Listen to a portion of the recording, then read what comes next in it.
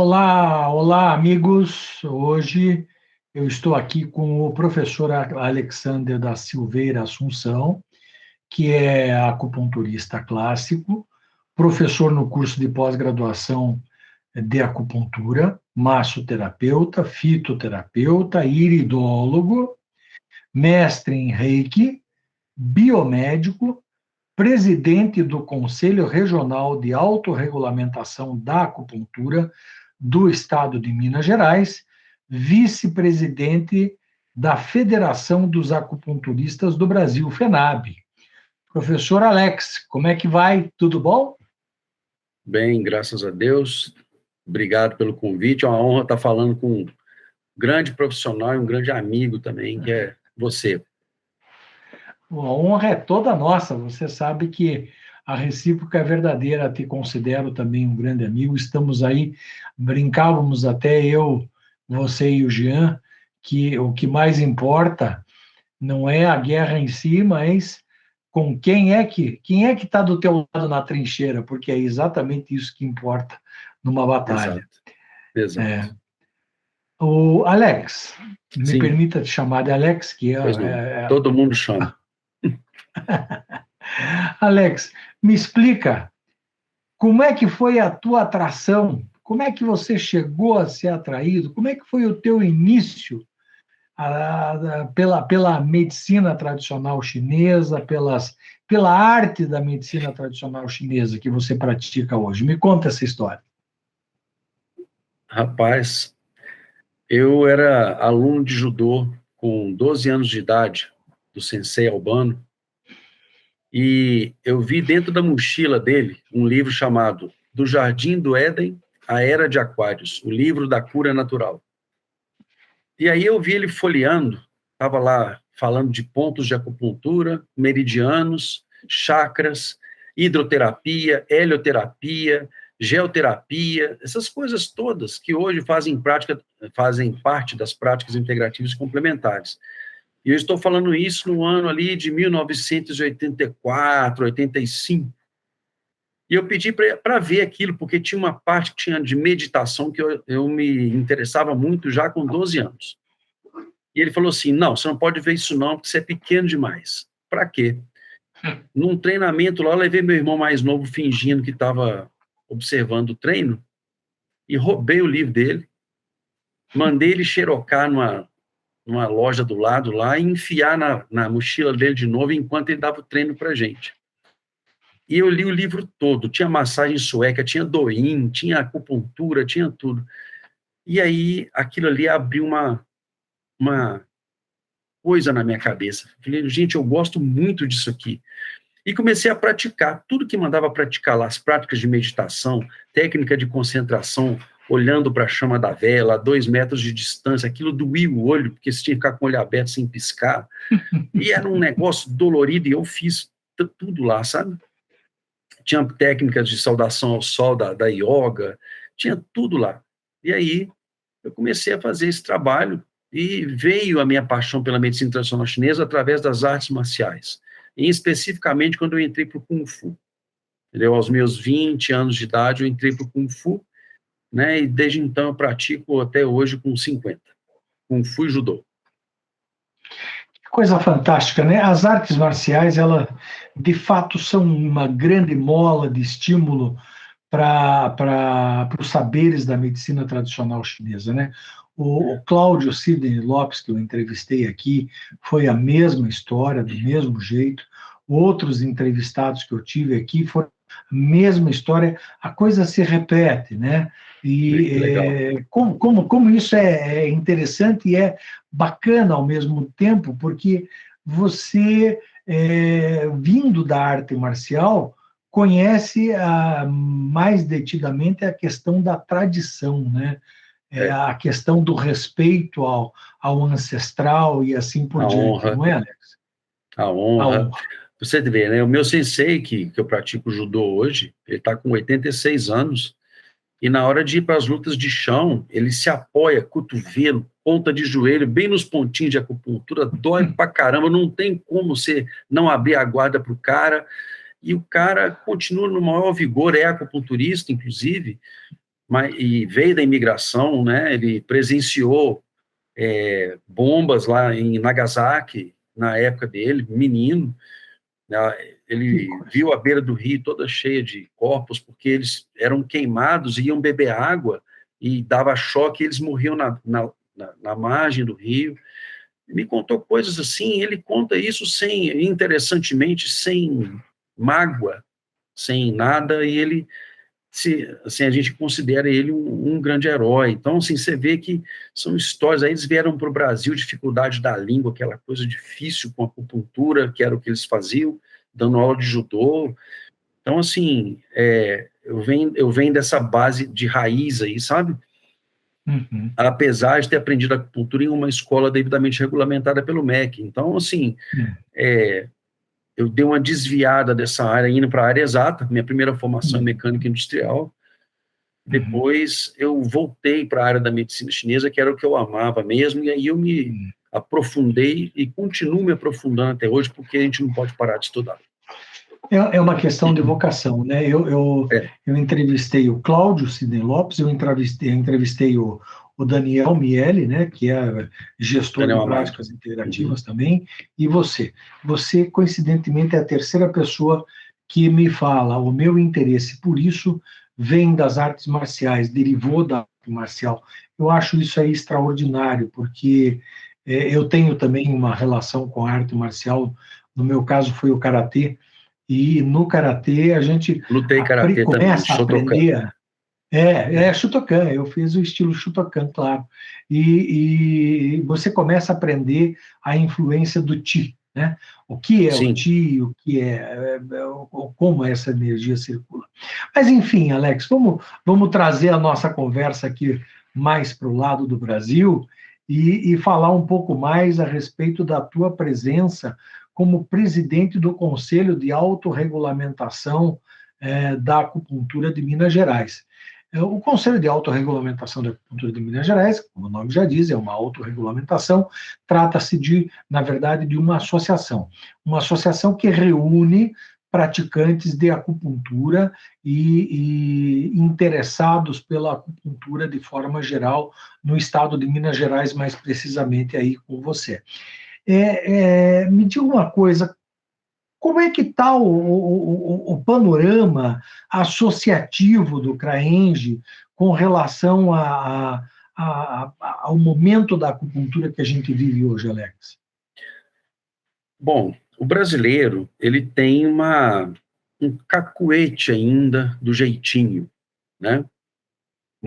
Nós somos mais de 250 mil acupunturistas no Brasil, mas de longe esses 250 mil são associados. Eles não são associados em sua totalidade, e muitos até contam com a nossa efetiva presença e atuação enquanto associação, enquanto entidade representativa, meio que quietos, querendo que a coisa aconteça. A hora que acontecer e for obrigatório, eu passo a entrar. Porque, veja bem, é uma associação de caráter voluntário. A pessoa se associa caso queira. Isso foi até objeto de uma denúncia feita pelo Colégio Médico Brasileiro de Acupuntura uma vez, falando que os conselhos autorregulamentados, eles não poderiam ocorrer.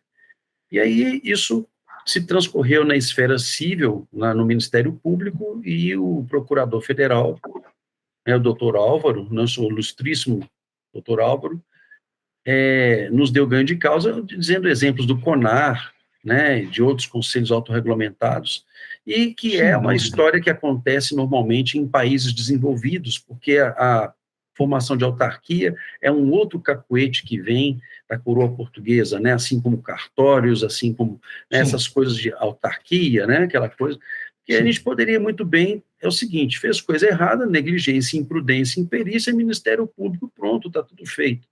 Né, pagaríamos aí alguma coisa para o governo federal, no ministério, alguma coisa assim, mas não, tem que ter autarquia com aquelas regras, aquela coisa, que é uma coisa meio, eu chamo até de... questionável, né?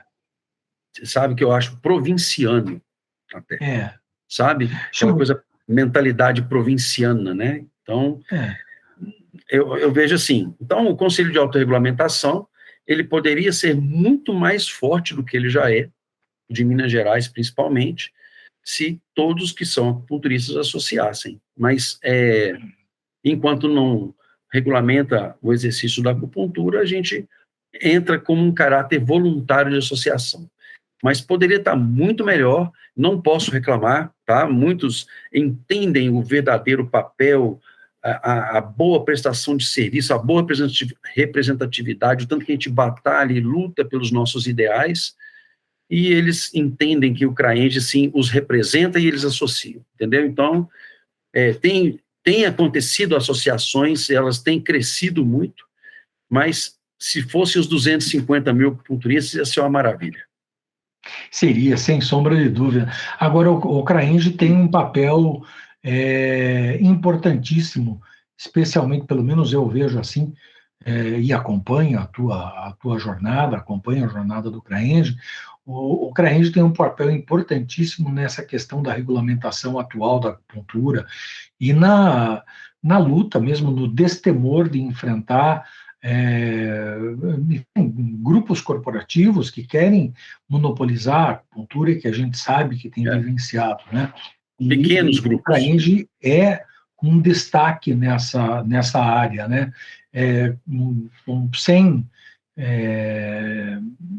Sem obrigatoriedade, sem nada, as pessoas se associam, mas pela idoneidade a gente percebe que a luta do CRAENG é constante, né, Alex? É constante.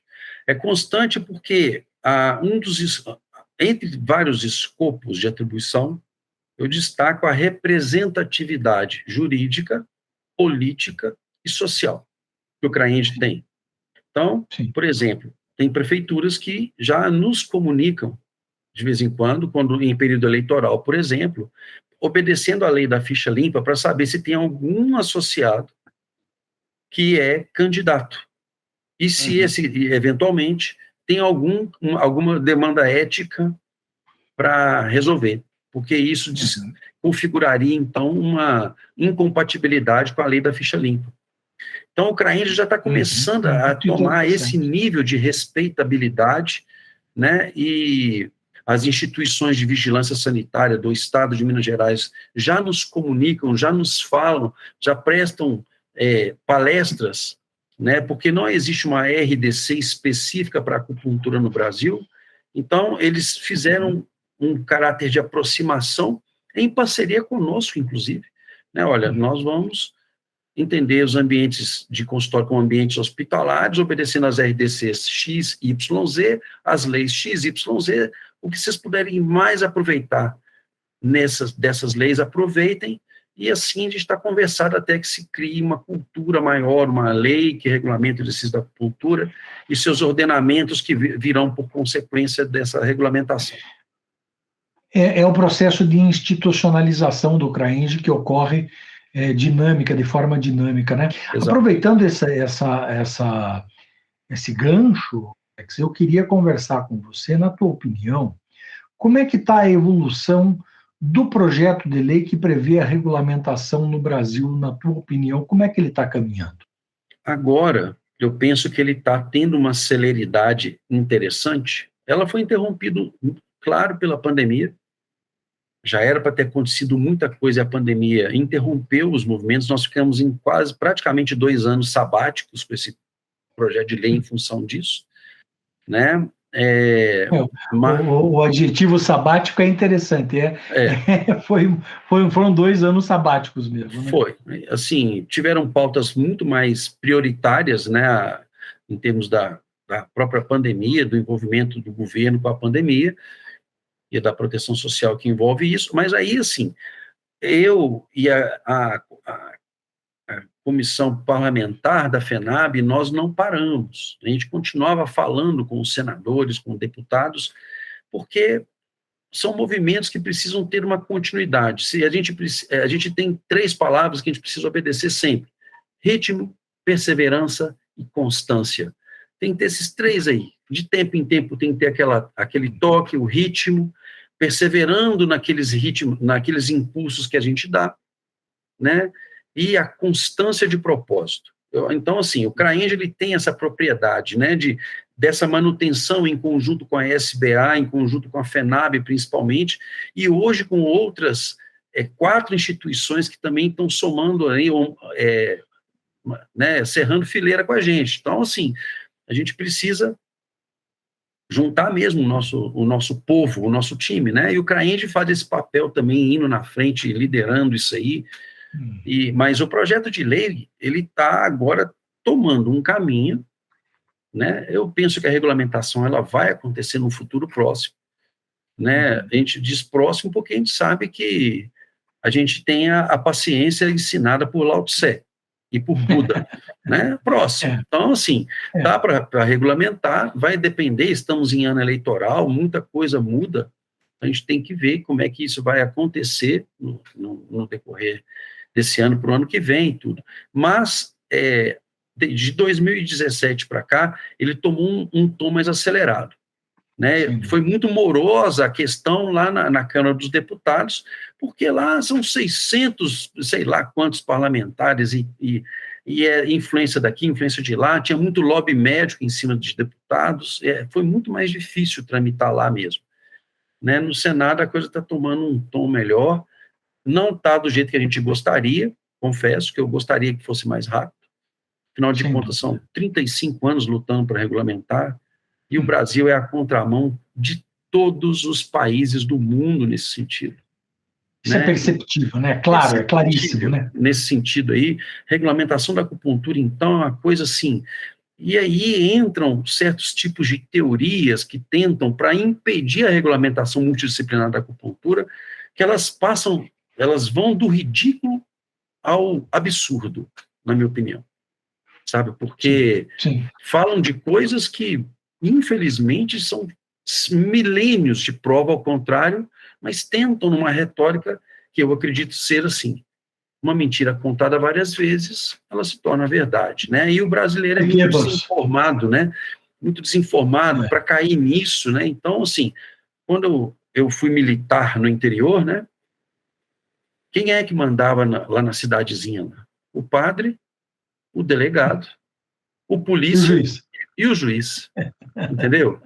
E assim, essa cultura ainda está aí, entendeu? Você vai muito para o interior, tem um médico ali que ainda entra também nessa história. Então, aí a gente tem um problema, né? Então, recentemente, eu recebi um afiliado no meu escritório, porque ele está fazendo uma parceria com uma certa empresa, e o diretor dessa empresa, que é médico, falou, olha, a acupuntura é só para médico por causa disso, disso, disso, e mostrou publicações que a gente sabe, e só tem uma... Tremendamente equivocada. Não, aí eu tive que mandar todo aquele discurso de novo, documentos que você já sabe que são base das nossas vitórias jurídicas, que você é o protagonista disso, entendeu? Você mais o doutor Renato. Aí fica, sabe? Eu tenho que repetir várias vezes a mesma coisa, mas eu vou falar uma coisa para você. Eu não me canso de fazer isso, tá? Se eu precisar fazer isso 1 milhão de vezes, eu vou fazer 1 milhão de vezes, porque é direito meu fazer isso. Ritmo, entendeu? Persistência... Perseverança e constância, sabe? o Alex, só para complementar a tua fala, esclarecendo, SBA, Sociedade Brasileira de Acupuntura, presidida pelo Jean Luiz. Dr. Jean Luiz. E FENAB, Federação Nacional dos Acupunturistas, né, do Brasil, presidida pelo professor Afonso Henriques também, que é isso. Então, só para deixar assim mais claro quem são essas instituições de ponta que estão ali, né? E me diz uma coisa, Alex, afinal de contas, é importante ou não a efetiva regulamentação da acupuntura no Brasil e por quê? Fundamental. Primeiro, para criar a identidade profissional que ela merece. Uma história de 4.500 anos merece uma identidade profissional. Então, eu quero ter no meu passaporte, eu quero ter no meu imposto de renda, eu quero ter nos formulários que eu quiser preencher, tem que estar lá com turista. Tá? Eu preciso dessa identidade profissional. É assim que funciona no mundo todo, com um respeito que merece. Né, um respeito com a racionalidade, né, que enxerga o ser humano de uma forma muito particular, né? uma forma de entender a fisiologia, uma forma de entender o funcionamento das diferentes nuances energéticas que perpassam pelo nosso corpo e que mantém essa matéria viva. Então, é uma visão totalmente diferente e que chega a ser óbvia, até por questões da física, óbvio, né? Mas que infelizmente, demonizado no passado e hoje desejado por todos, né? Vamos dizer assim, né? É a cereja do bolo, né? Porque agora a gente vê, né? Austrália, Estados Unidos, Portugal, Canadá, Espanha, Portugal, Espanha, Chile, aqui do lado nosso, tudo regulamentado, com identidade, como merece ser, os profissionais se conversando, se respeitando e pensando num único objetivo: aliviar o sofrimento humano, sabe? Diferentes formas de enxergar o ser humano para o bem dele, para o bem do paciente, sabe? Esquece corporativismo, esquece convicções pessoais. Eu não quero saber o que o cardiologista pensa. O cardiologista estudou para ser cardiologista, e o que ele falar eu vou obedecer, porque ele é cardiologista. E o que o acupunturista falar tem que ser respeitado, porque ele é o acupunturista. Quem estudou acupuntura foi o acupunturista. E assim os dois vão conversando e entrando numa interação, sabe? É tão antigo isso. Depois da bomba atômica de Hiroshima e Nagasaki, criou-se o 5S, criou-se qualidade total, criou-se o brainstorming, que para um bom mineiro é o toró de parpite, né? É o toró de parpite, né? Então, várias ideias formando uma grande ideia, vários raciocínios formando um grande raciocínio que vai trazer a participação de todos, que é diferente. Quem concorda, levanta a mão. Quem não... Aí, o que perdeu nunca mais vai dar uma sugestão, porque ele fica meio pé da vida de não ter sido respeitado. Quando você tem um brainstorming, você pega todas as opiniões, juntam e se forma uma grande opinião. É a mesma coisa na hora de ver a saúde do ser humano. Juntam-se várias perspectivas para se juntar aquilo ali e formar uma grande solução terapêutica para a saúde do paciente. Então, assim, é a superação dialética, né? Poxa, é tacanho esse discurso de que só um pode fazer, outro, sabe? Para com isso, sabe? Eu quero saber como que o fisioterapeuta entende a acupuntura, eu quero saber como é que o biomédico entende a acupuntura, o médico, como o clássico se coloca diante disso, porque a literatura clássica não é devidamente estudada, então, sabe? E eu percebo que a acupuntura é uma só, o que tem são nuances, né, variações Nuances, e tal. Nuances. Né? É uma agregação de valores. Formas de abordagem. Enfim, se o fisioterapeuta tem o diagnóstico dele, o enfermeiro tem o dele, o médico tem o dele e eu tenho o meu, junta todos esses diagnósticos, quem é que vai ser beneficiado? O ser humano que está ali no sofrimento. Sim. Mas isso é tão lógico, isso falta até caridade no coração dessas pessoas corporativas. Falta humanidade. Você sabe que nós estaríamos até bem e confortáveis, amparados no artigo 5º, inciso 13 da Constituição, sim, se não houvesse essa tentativa espúria de monopólio o tempo inteiro, se as pessoas entendessem de que a acupuntura não tem um dono a não ser o próprio acupunturista, né? Quer dizer, quem é o dono da acupuntura é o acupunturista, é o indivíduo que faz acupuntura e que sabe fazer acupuntura, né? Seja ele quem for o profissional. Seja ele quem for. E o que a gente sempre quer deixar claro é o seguinte, que quando se discute a regulamentação da acupuntura, você está discutindo a regulamentação da profissão da acupuntura, não de outra profissão. Exatamente. E é isso que foi muito bem colocado até por você lá na audiência pública. Nós não estamos aqui regulamentando outra profissão, nós estamos regulamentando a nossa, que é a acupuntura. Então, o que é que vocês estão fazendo aqui? Tipo isso. Entendeu? Dá vontade de jogar sal, né, no sapo, né, para o povo ir embora, sabe? Porque a minha profissão está sendo regulamentada. Aquilo que eu estudei classicamente, sabe? Então, é isso. E essa tentativa de monopólio econômico, ligada ao grupo de médicos do Colégio Médico Brasileiro de Acupuntura, mais especificamente, qual é a tua opinião sobre a nocividade dessa intenção de reservar o mercado com relação à saúde dos brasileiros mais pobres, menos privilegiados? Olha, os acupunturistas se concentram no eixo São Paulo e Rio ali. Nós Uhum. temos o resto dos estados da nossa federação desamparados totalmente Os desses municípios profissionais. mais longe, Totalmente. né? Sabe, assim, eu não preciso ir longe, eu vou em Minas Gerais, no Vale do Jequitinhonha aqui. Eu presenciei e ajudei a enterrar um menino de 12 anos que não tinha insulina no posto. Eu Que não estou nem coisa. falando de acupuntura, eu estou falando de assistência, de atenção básica, SUS, Sim, tá? E não tem muito tempo isso. sim, Não tem que muito tempo. coisa Então, terrível. é um absurdo. Eu lembro de uma entrevista do cara falando, de um médico lá no Amazonas, falando do uxi amarelo para mioma.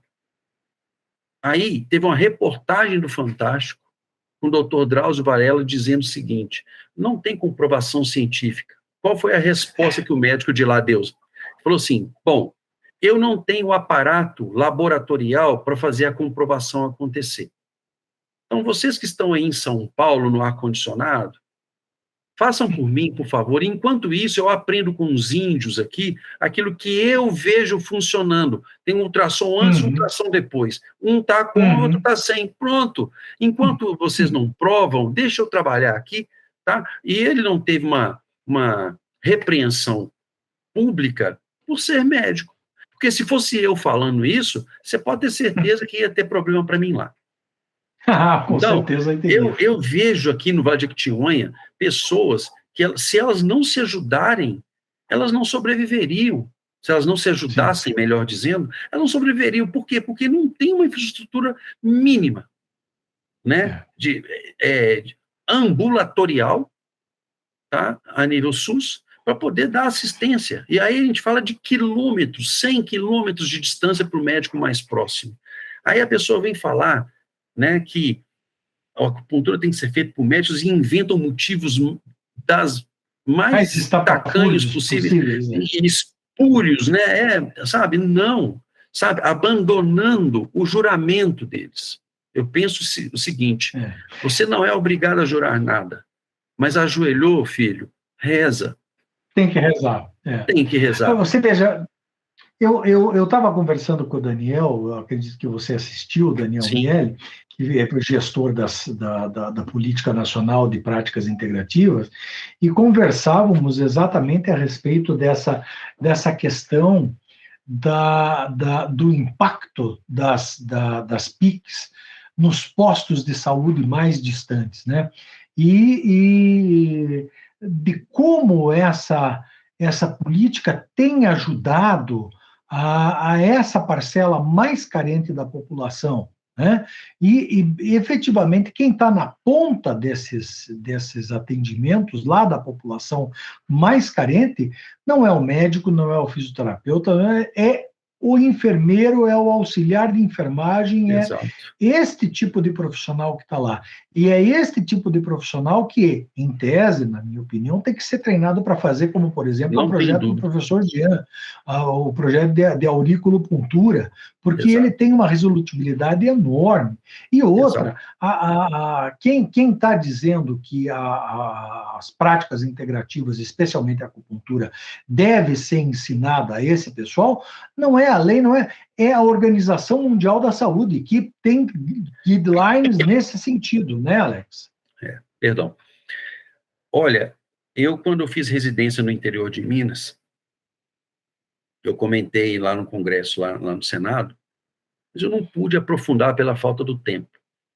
Mas no primeiro ano nosso foram 35% do investimento em saúde economizado, porque diminuiu para zero o número de internações, ao ponto Olha que dos beleza. médicos se reunirem com o prefeito e falar assim: nós não estamos trabalhando, vamos ter problema. Por incrível que pareça, essa reunião aconteceu. Que E esse coisa. prefeito, teve o carro fuzilado depois dessa reunião. Que coisa. A sorte é que ele não estava dentro. Tentaram matar. A gente não pode afirmar, porque política tem vários tipos de nuances. Seria uma leviandade, é óbvio. Seria leviano da minha parte falar que não, foram eles que fizeram isso. Lógico que não. Mas para você ver, ele estava com esse trabalho social e ele arrumou desafetos na cidade, ao ponto disso acontecer. Então, para você ver como é que o Brasil é a contramão de tudo. Um cara desse tinha que ser carregado no tapete vermelho pela população. Sem dúvida. Sabe? Mas ele desagradou certos setores e, obviamente, né, passou por essa ameaça, foi real, não estou falando nenhuma mentira, aconteceu mesmo. Sim. E, assim, é um absurdo, né, os prefeitos não perceberem que gasta-se muito menos com a saúde, com a manutenção da saúde, com a prevenção, do que com né, a internação, a consulta ali na atenção básica. E o povo ama receber massagem, ama receber acupuntura, é um tratamento personalizado, você olha no olho, você toca, você chama pelo nome, é humanizado isso, então as pessoas se sentem bem já só pelo acolhimento que a gente proporciona para elas. Porque culturalmente diferente. O brasileiro já tem essa bagagem, né, com aqueles chás, com as coisas que você toma um chá de boldo para melhorar o teu estômago, você faz isso para... Isso é tipicamente brasileiro, né, Alex? Olha, eu testemunhei uma coisa, assim, que a pessoa estava com uma hérnia de hiato, e aí ela fez a endoscopia, diagnóstico bonitinho, tá. Aí ela passou por uma cirurgia espiritual. Aí, volta lá, cadê a hérnia de hiato? Eu vi o antes e o depois. O que me resta falar depois disso? Acreditando ou não acreditando, tem um antes e tem um depois. Entende? Então, eu penso que são infinitas possibilidades que a gente poderia ter. Eu vi resultados com benzedeiras lá no Jequitinhonha, porque eu cito o Jequitinhonha, porque de vez em quando eu vou lá atender também gratuitamente. Sim.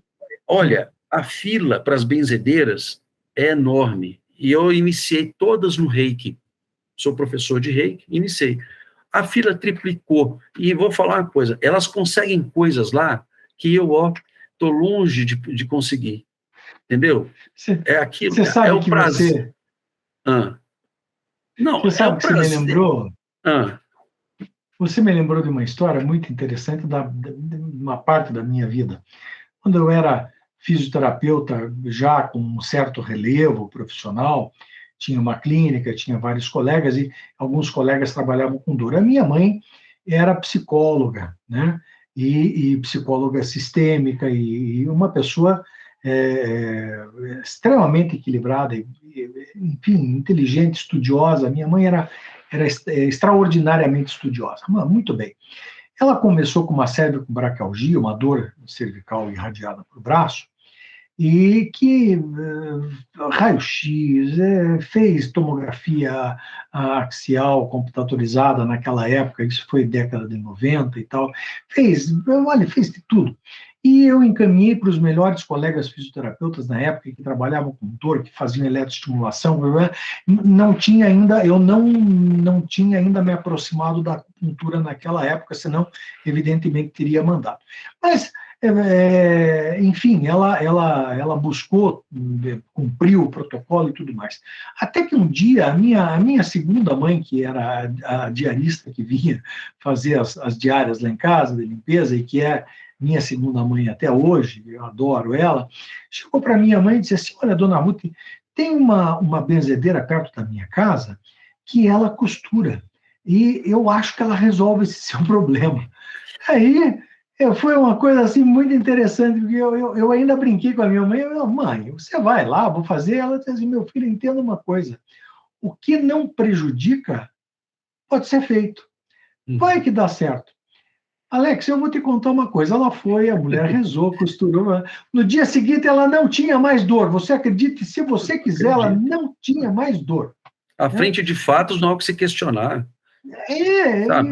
Meu professor de anatomia, tá? No curso de acupuntura, ele era cirurgião plástico.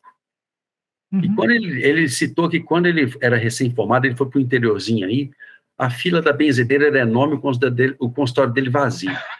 E ele falou assim, cara, eu vou ter que fazer uma parceria com o raizeiro e com a benzedeira. E eles fizeram uma parceria, foi assim que ele começou a carreira dele. E por isso que ele dava aula de anatomia para a gente no curso de acupuntura. Entendeu? Sim, Pela sim. paixão que ele passou a Pela ter, paixão que ele pelas práticas passou. integrativas, cara. E eu estou É, falando de 26 anos atrás, é. tá? Estou Você falando de sabe que em Curitiba existia uma pessoa, outra benzedeira, que era a tal da Arruma Ossos, chamada, o nome dela, clássico, é Maria Polenta. Tem uma praça aqui em Curitiba, Praça Maria Polenta, com o busto dela. Enquanto ela legal. viveu, o ortopedista não tinha fila no consultório. Então, Ela tinha uma fila enorme no consultório dela, era uma coisa cara, extraordinária. a gente não É pode isso. fechar os olhos para certo. Eu vou falar, né, das medicinas naturais, né? Isso, Quando foi falado no isso. Senado que a medicina é um termo muito mais amplo, a medicina moderna ocidental é um ramo da medicina. A É. medicina que trata o ser humano, ela tem ramificações. O Uhum, problema é que, como eles não estudam a história deles, porque o uhum, caduceu de Hermes é um símbolo esotérico da uhum, cobrinha Yang cruzando 7 vezes, se cruzando, gerando uhum, 7 chakras.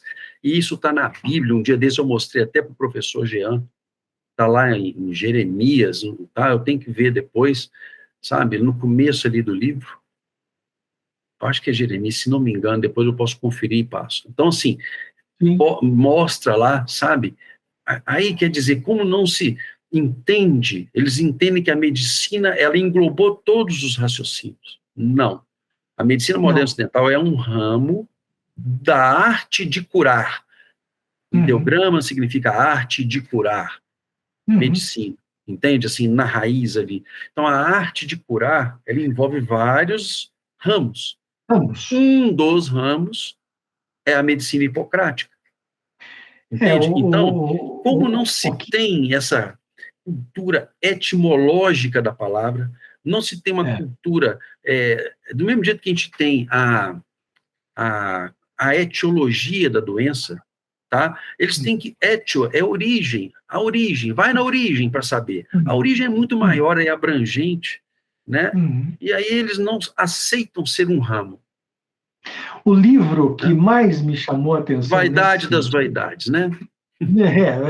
Vanitas Vanitatum, né? É, Mas o livro que mais me chamou a atenção, nesse sentido que você está falando, é um livro do Noah Gordon chamado O Físico. Eu não sei se você já leu esse livro.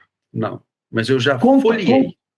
já folheou. Ele É, conta a história do médico medieval buscando conhecimento, especialmente no Oriente. Ele vai ao Oriente buscar conhecimento médico para promover as curas. E o Oriente é a mãe da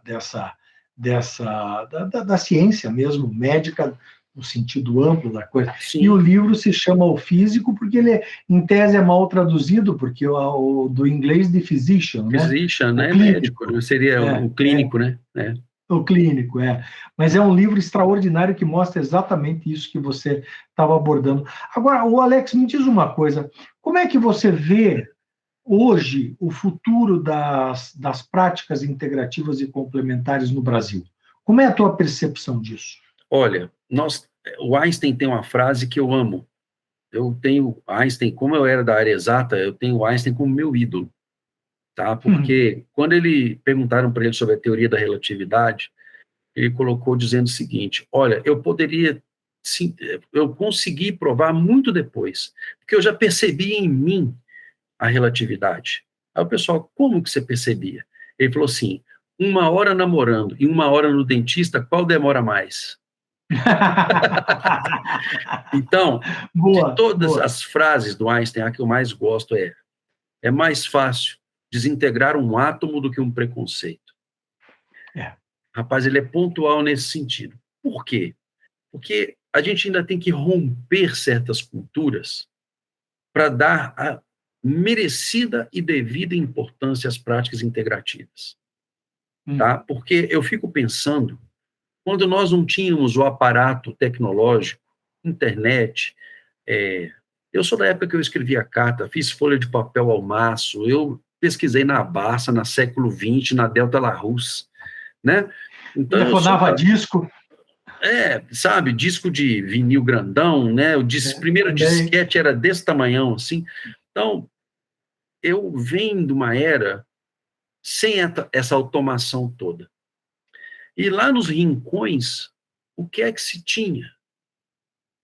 Erva medicinal, tinha benzedeira, tinha, sabe, aquele que era mais ousado, que podia trabalhar com reiki, trabalhar com massagens, né? A primeira coisa que acontece quando um bicho te pica é você esfregar a área que você pica. A massoterapia faz parte quase da mente reptiliana do ser humano, porque é instintivo você passar a mão.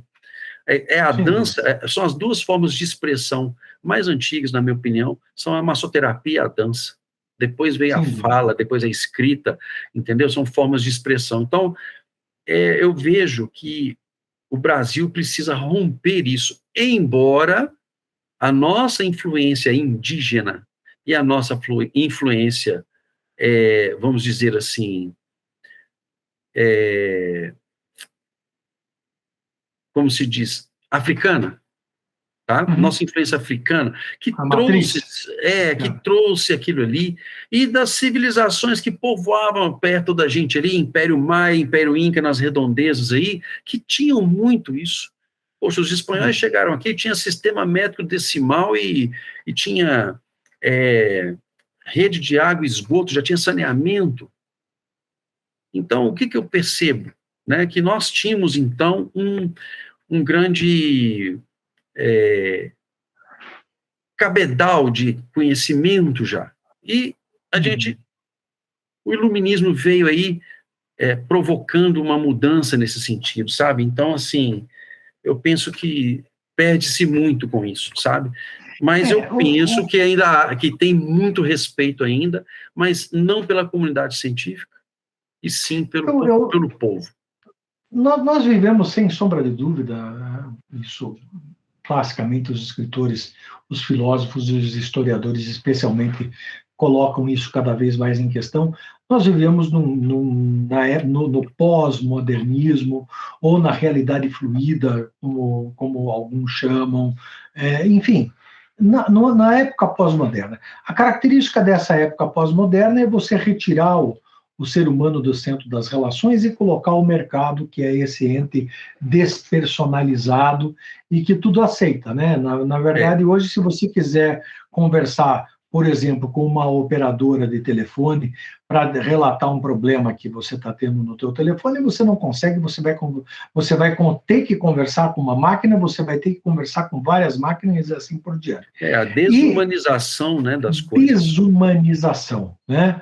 E a descartabilidade também das relações e assim por diante. As PICs, elas vão no sentido contrário disso, né? Elas valorizam o contato humano, não, Alex? Na verdade, é o seguinte, as PICs, elas estão porque a internet ela é muito boa, tudo e tal, mas ela trouxe um isolamento, tá? Sim. Junto com todos os benefícios, ela trouxe o isolamento, isso é fato. Então, ela aproximou o mundo, porque hoje eu faço contato com o Japão rapidamente. É o nosso caso aqui. Mas a desvantagem é que trouxe cada um com o seu universo. Tem uma propaganda no YouTube que chama Disconnect to Connect. Desconectar para conectar. E aí, são pessoas que estão no celular, né? E do lado tem um guarda-chuva flutuando do lado dele, assim, na chuva, por exemplo. De repente, ele olha assim, se dá conta, desliga o celular, aí a pessoa que está segurando aparece. Propaganda linda, tailandesa. Depois procurem para vocês verem. É isso que eu vejo, então, as PICs, elas devolvem a presença da pessoa, a energia da pessoa, o olhar, o contato, sabe? Não há nada mais abençoado. A palavra terapeuta vem do grego, servidor de Deus. É você ali, naquele contato, naquela troca, você aprende, você ensina, você cresce, todo mundo cresce, e é uma oportunidade única de você associar um desenvolvimento espiritual e pessoal à sua profissão. Isso é um privilégio para poucos. Sabe, as práticas integrativas, elas são nada mais, nada menos do que a devolução ao ser humano pro ser humano, sabe? É muito maravilhoso você ver o efeito das práticas integrativas, sabe? É simplesmente obtusa a mente, que simplesmente se deleita em dizer. Eu vejo até um certo gozo ao falar que são pseudociências. Pelo amor de Deus, a NASA, tem uma física da NASA que fez um livro chamado Mãos de Luz, que fala de tudo isso. A física quântica hoje é isso. Exato. Então, assim, é muito mais fácil desintegrar um átomo do que um preconceito. Então, isso não tem nada de pseudociência e mais. É só pesquisar para saber que está tudo lá. Tem sites e sites falando de pesquisas científicas. O reiki foi comprovado cientificamente. E eu ainda ouço pessoas falando que isso é placebo. Sabe? Então...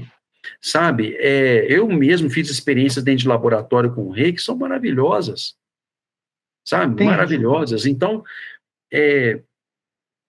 o Globo Repórter já trouxe experiências com o reiki, comprovações, né, e tem ali, né, a amostra de placebo, duplo cego, direitinho como reza a metodologia científica, e os ratos induzidos ao câncer que receberam reiki tiveram resposta imunológica, entendeu? Então, e isso, nós estamos falando de bioquímica, com testes bioquímicos, sabe? Nós não estamos falando de viagem, não. Nós estamos falando de questões que já estão sendo colocadas, igual a gente fala da acupuntura, pontos lá do leito ungueal, do quinto pododáctilo, que reflete lá no cerebelo, em áreas do cerebelo que não tem conexão neurológica, que seguem sim vias, né, que não são vistas na dissecação do cadáver, sabe? Então, qual que é a dificuldade? Quando eu consegui fazer uma quebra de tijolos com Qigong, né, eu tomei um susto, porque nem eu imaginava que eu já estava apto. A hora que a coisa estoura, aí você pensa aquilo, como é que pode eu, com técnicas de respiração e mentalização, eu poder ter essa capacidade? A dureza do meu osso, eu sou formado em mecânica industrial, você vai fazer ensaio de dureza, você sabe muito bem que você pode, quanto mais duro, mais frágil. O vidro, ele não permite flexão, porque as células intersticiais, elas não existem, então ela não tem flexibilidade, então ele é muito duro. Portanto, mais frágil, se você joga no chão e quebra. O aço ele tem a deformidade elástica ali, tem a distribuição naquilo ali em forma de calor, nos espaços intersticiais. Então, a dureza do aço, eles confundem dureza com resistência mecânica, né? A dureza do vidro é muito maior. Então, traduza isso para corações. Corações muito duros são muito frágeis também. Será que é tão difícil entender essas associações, a gente fazer associação? Poxa, eu venho numa área exata e de repente eu olho, né? A gente tem que estar aqui para aprender, para abrir a mente, para dar a mão, olhar para o outro, perceber. Tem uma outra palestra no YouTube que eu adoro, que chama a despamonhização social. Porque o cara descreve como é que era o ritual de fazer pamonha. Os meninos arrancavam, né, depois o outro cortava, tirava o cabelinho, e aquilo amassava, e tudo. Aí no final estava todo mundo comendo mingau de milho verde, pamonha. A família se juntava, havia aquele contato, aquela brincadeira. As práticas integrativas são a mesma coisa. A gente abraça, a gente beija paciente. Meu último dia de residência no interior, humaniza. Todos que eu atendi fizeram uma fila com um bolo, né, do Cruzeiro, meu time do coração, segunda divisão, firme e forte lá. Eles botaram um bolo do Cruzeiro, cantaram parabéns para você, me fizeram chorar no meu último dia, porque eles estavam agradecendo pelos serviços que eu prestei para a sociedade de Nova Era, sabe, da cidade de Nova Era. E eu voltei emocionadíssimo, com um peso no coração por estar no meu último dia de residência. Não sai da minha mente, não mora no meu coração, e você se torna um ser humano melhor com práticas integrativas. Eu falaria a noite toda disso, Nelson. Eu sei disso. Falaríamos com tranquilidade. Agora, me diga, nesse mundo virtualizado, né, com uma economia uberizada, que a gente vê aí dia a dia, como é que você enxerga essa preservação das tradições orientais e a influência dela na acupuntura? Olha, árvore não vive sem raiz, Uhum. tá? Se a gente abandonar nossa raiz, esquece. Nós Uhum. vamos matar a filosofia. Nós vamos matar a arte. Então, as nossas tradições, né? Como diz o mestre Fernando Davino, o segredo está no passado. Se nós Uhum. não honrarmos as nossas raízes filosóficas, nossos pilares filosóficos, se nós não entendermos como enxergar o ser humano, como eles eram vistos lá na raiz, nós Uhum. faremos uma acupuntura medíocre, Uhum. pobre de conhecimento. Quando me falam, igual eu ouvi lá no Senado Federal, síndromes novas não são adequadas para os livros antigos, eles não atendem. Eu, Uhum. eu fico impressionado o nível de desconhecimento, o É, nível de estudo. Eu também sou um acadêmico. sim, E eu falo sim. para você, eu afirmo para você, a pior doença que o ser humano pode ter é a ignorância. É assim, não há dúvida alguma. Porque a A ignorância te ignorância limita em todos os sentidos. é. Até que naquilo que você precisa melhorar, inclusive. Então, eu digo, A ignorar as ignorância, nossas...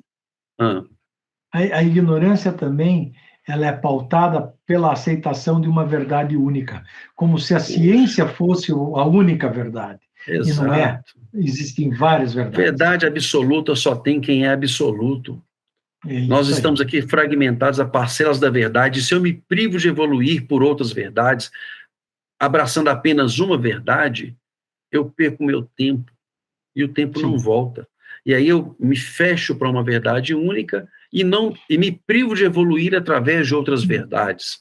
Então, assim, é, se nós abandonarmos as nossas raízes, nós abandonaremos o entendimento perfeito, justo e perfeito e clássico, que Uhum. exige para que sejamos acupunturistas bem informados, capazes de interpretar uma síndrome nova com a decodificação Com o aparato que já se tem, que né? já se tem, porque falar que Uhum. o clássico da medicina interna do Imperador Amarelo é desatualizado para síndromes novas, é porque não estudou, meu Quem, caro.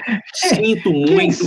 E aí, eu sendo professor, eu vou meter o ferro, sabe? Porque a aluna, assim, tem que tomar bomba, e não podia estar com diploma na mão, não, sabe? eu fico impressionado, Alex, eu te confesso, como é que pode um indivíduo que mora num país que tem 500 anos, portanto, nós temos 500 anos de cultura, querer discutir a atualização de algo que tem 4.000 anos numa cultura que tem mais de 5.000 anos. Eu fico assim, não é uma Não, prepotência absoluta? prepotência, para mim, é assim, a pretensão é o copo cheio do Lao Tse, É, sabe? A pretensão não te deixa aprender nada, porque eu já sei tudo, entendeu? E assim, como é que você discute com quem acha que sabe tudo, não né? tem como discutir. Como diz, eu vi uma charge do Daniel San com o senhor Miyagi, né? Falou, Hum, mestre Miyagi, o que eu faço se eu discuto com um idiota? Ele falou assim, não discuta. Aí ele falou assim, mas eu não concordo com isso. Ele falou, tá bom. Encerrou ali, sabe?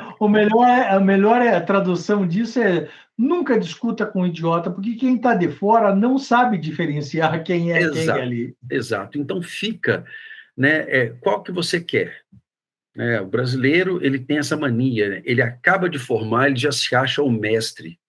Esse é um Desde fato. quando a academia forma profissional? Não tem como. Desde quando? Ele dá um caminho, um pontapé inicial. Agora, daí a falar que eu estou devidamente formado, se fosse assim, hoje eu ouvi, né, um diagnóstico errado de um aluno, de um menino que estava com uma rigidez na barriga e o profissional falou que era uma otite. Hum, E, na verdade, era uma apendicite supurada. que barbaridade. Entende? Então, Eu já tenho meu estilo, já sei. Oh, rapaz, sabe? Só sei que nada sei, é tão atual, sabe? Sócrates, só sei que É, nada sei.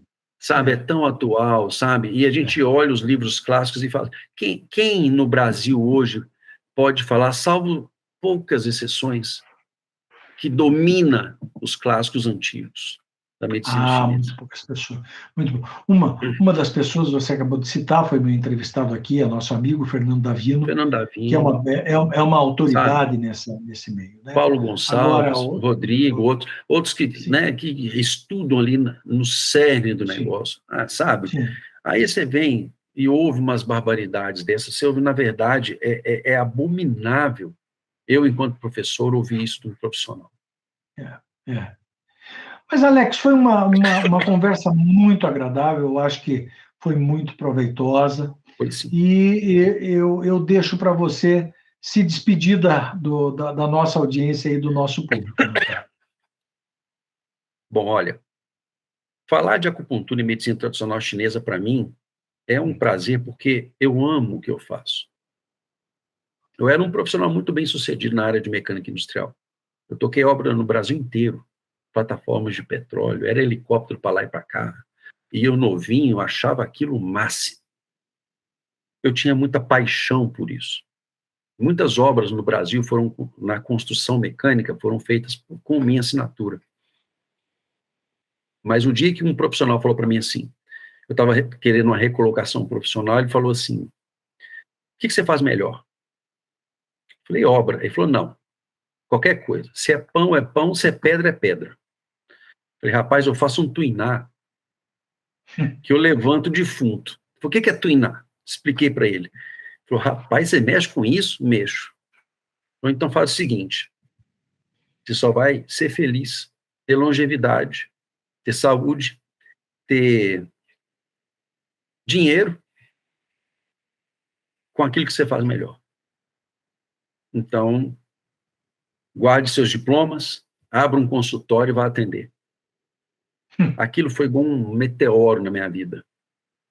E, graças a Deus, eu era solteiro, novinho, tinha um passarinho para dar água. Eu falei: bom, o que eu tenho para perder? Foi muito abençoada essa conversa, porque depois disso, eu não só fiz o que eu gostava, como descobri que eu amo. Eu amo o que eu faço. E quando você tem amor, você não trabalha. Eu tenho pena de quem trabalha, É. sabe? Porque quando você ama, você não trabalha, você se diverte. Então, é assim Faça o que eu que vejo gosta e você não trabalhará nunca mais na tua vida. na tua vida. Então, É. eu amo não só a acupuntura, que é meu amor de paixão mesmo, mas todas essas técnicas, e eu destaco, entre elas, o reiki. O reiki, eu como professor de reiki, eu vou falar para você, eu já tive provas que são, assim, inquestionáveis e que faz de mim uma pessoa, assim, hoje o meu prazer é ver os outros descobrindo a partir da vivência, tudo que eu já vi e falei, não, isso é muito legal mesmo.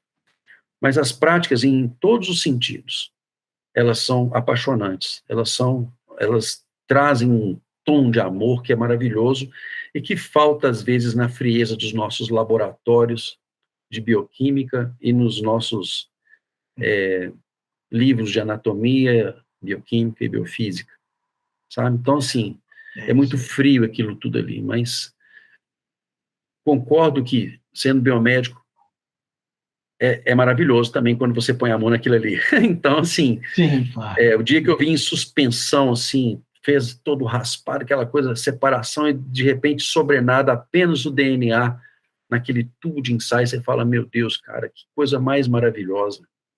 E É. aí você vê, né, aquilo que o Einstein fala, que a integração com o universo, ela está na descoberta científica também. Só que Uhum. cabe ao cientista sentir isso, Uhum. sabe? Então, A é isso, lição Nelson. maior é a lição maior é a vida é maravilhosa, né? A É vida é maravilhosa. E maravilhosa. assim, e aí depois que você passa pela academia, você se torna um ignorante assumido, mas aberto para o conhecimento, né?